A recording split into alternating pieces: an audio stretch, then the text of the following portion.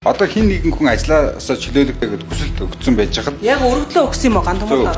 Үгүй одоо яг одоо юу ч эхлэегүй шүү дээ. Энэ асуудал чинь дахиад тэр саяын хэлээд байгаа үндэсний бодлогын орон дээр хилцэгдэн шүү дээ. Нөгөө талын гэдэг юм уу хүний намын яах бид нарт өрөөс хамаагүй. Бид нар өөрийнхөө замаар л явна. Бид нар ч гэсэн өөрсдийнхөө замаар явна шүү дээ. За ардчсан нам энэ сарын 28-нд буюу Пүрэв гарагт үндэсний бодлогын ороогоо хуралдуулна. За үргэлжлүүлээд энэ сарын 31-нд их хурлаа хийхээр товлсон байгаа. За энэгээр бол намын дүрмийг шинчлэн батж хэлэлцэн. За энэ дагууга намын удирдлагуудыг дахин өөрчлөх, шинжлэх асуудлыг мөн хэлэлцэх юм. За үүнтэй холбоотойгоор ер нь энэ хурлын асуудлаар, хурлын иргэн тойрох асуудлаар ардчсан намын үндэсний бодлогын хорооны дарга Улсын хурлын гишүүн Амгаланбаатартай ярилцах гэж байна. За танд энэ өдрийн мэндийг хүргэе.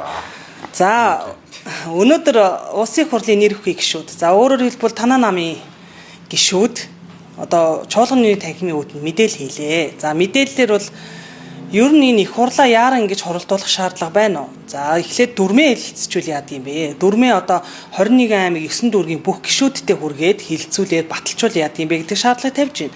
За одоо энэ шаардлагыг үл харгалзаад товсон хугацаанд танах хурлаа хуралдуулах уу? За та бүхэнд энэ өдрийн мэнд хүргэе.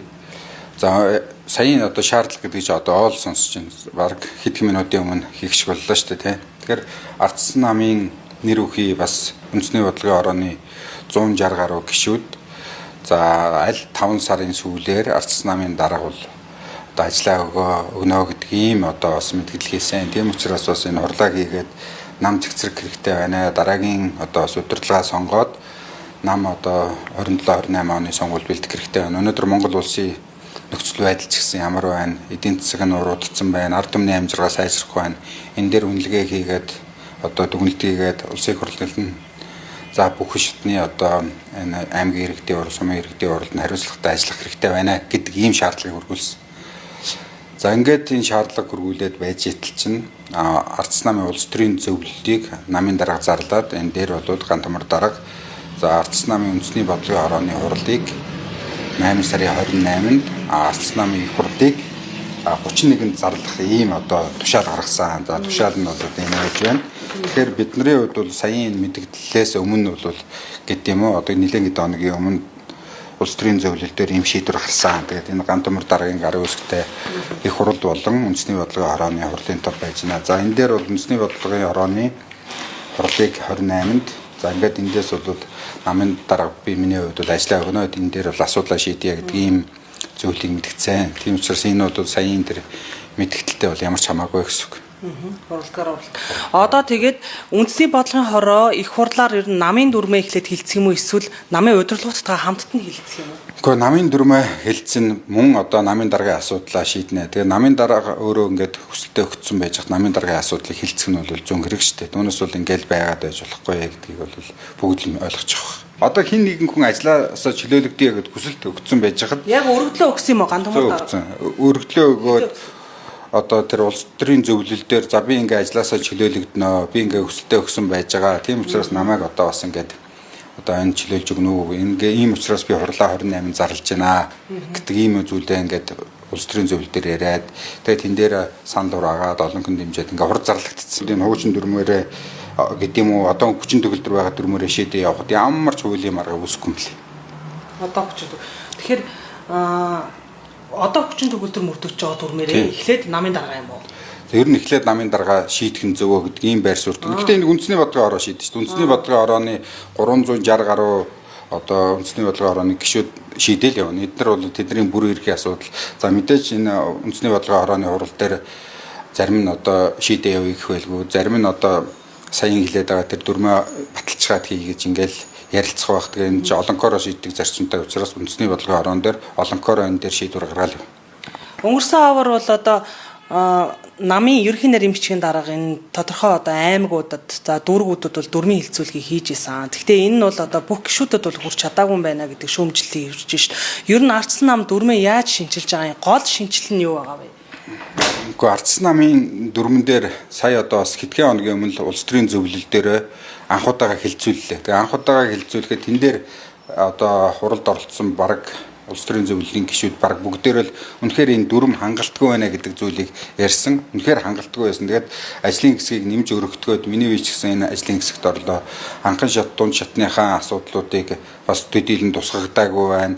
За тэр одоо нам шинжлэгдэх үйл явцыг ч гэсэн тэн дээр бол хангалттай тусгагдаагүй байна гэдэг ийм зүйлүүдийг бол бүгдээрээ л ярьж байна. За тэгээ мөн одоо аймгаар явж хилцүүлсэн бол тэр аймгийн буюу дунд шатны намын байгууллагуудын саналуудыг бол үзүүлээд тэгэхээр тэн дээрээс бас үнэхээр энэ дунд шатны анхан шатны болон одоо тэр иргэдийн эрх ашигыг хамгаалсан заалтууд хаана байна тэрийг одоо бид нар тусах хэрэгтэй гэдэг ийм олон янзын санал гарсан. Тэгэхээр дүрм маань боловсруулаад хэдэн сар боловсруулсан боловч зас сайжруулах маш олон зүйл байна гэдгийг ингээд одоо ярилцсан байгаа. Үндэсний бодлогын хорооч гэсэн одоо 28-наас 31 хүртэл ингээд урт хугацаатай гантамар даргын үед тавьж өгдөг нь маш олон талаас нь хэлцээ. Ингээд Монгол улсын одоо бүхэл аймагуд дүүргүүдээс ирж байгаа энэ одоо үндэсний бодлогын хорооны гишүүд ингээд аажуу тайван бүх юу заалтаар нь ингээд хилцгэн зөвөө гэдэг ийм зүйл дээр бол бүгд санал нэгдсэн. Гишүүд нь өөрсдөө шийдэл өгөх. Одоо энэ даргад бол нэлээд олон гишүүд нэр дэвшнэ гэд одоо эхнээсээ мэдээлэл нь гарч байна шүү дээ. Тэгэхээр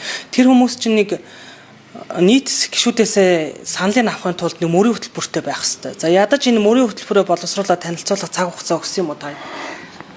Гэхдээ одоо яг одоо юу ч эхлэегүй шүү дээ. Энэ асуудал чинь дахиад тэр саяхан хэлээд байгаа үндэсний бодлогын хорон дээр хилцэгдэн шүү дээ. За одоо өнөөдөр энэ намын даргаыг сонгох журам гэдэг байна. За энэ журам дээр бодохоор энийг бол үндэсний бодлогын хорооноос намын даргын сонгуулийг эрхлэн явуулах 15 хүний бүрэлдэхүүнтэй үндэсний бодлогын хорооны гишүүдээс бүрдсэн үндэсний бодлогын хорооны дотоод сонгуулийн хороог томилно гэж. Тэгээ энэ дотоод сонгуулийн хороон дээрээс энэ асуудал шийдэгдээд байна. Мөн үндэсний бодлогын хороон дээрээс одоо олонхын саналаараа товын тогтоогоо явах. Түүнээс бол хин нэгэн гэдэг юм уу одоо хин нэгэн намын дарагч гэдэг юм уу энийг ингээд тогтоох боломжгүй шүү дээ. Тэгэхээр энэ чинь олонхоор шийдээ явдаг ийм олонхын зарчимтай. Тэгээд энэ учраас бидний хувьд бол яг тийм идэгдэх юм байхгүй. Энийг тэгэл олонхын зарчмаар шийдээ явж байна. Монгол Ардын намын улс төр бол одоо 9 сард эхэлнэ гэж мэдээлэл байгаа. Тэгэхээр одоо тэрнээс өмнө ер нь энэ том намын бас одооноос өмнө та юмаа зэгцэлчий гэж яарч байна уу? Тийм тал байна уу? Одоо тэгээд нөгөө талын гэдэг юм хүний намын яах бид нарт өрөөс хамаагүй. Бид нар өөрийнхөө замаар л явна. Тэд нар ч гэсэн өөрсдийнхөө замаар явна шүү дээ. Түүнээс бол тэр нам ингэх чинь энэ нам ингэх чинь гэдэг ийм асуудал бол бидэрт хамаагүй гэж ойлгож байна. Тэгээд энэ өнгөрсөн бас би ч одоо өнгөрсөн жилийн хугацаанд байнга шүүмжилж ирсэн ганц зүйл байна. Тэр нь бол Монголын ард түмэн ардчилсан намыг сөрөг хүчин бол гэж сонгоцсон. Гэтэл бидний хувьд энэ өнгөрсөн жилийн хугацаа бол Монголын энэ ардчлалын хувьд бол бас үнэхээр хүнд үе байсан. Парламентын 90% нэг хайрцагт хийгээд ингээд сөрөг хүчний дуу хоолойг ард түмний дуу хоолойтой хамт ингээд нам ингээ хориод эхэлсэн шүү дээ. Хэвлэл мэдээллийг гэсэн ерөнхийдөө бол амын барайл эхэллээ. Тэгэхээр энэ бол үнэхээр Монголын ардчлалд бас хойшид тохиолдуулж болохгүй ийм аюул юм байна л.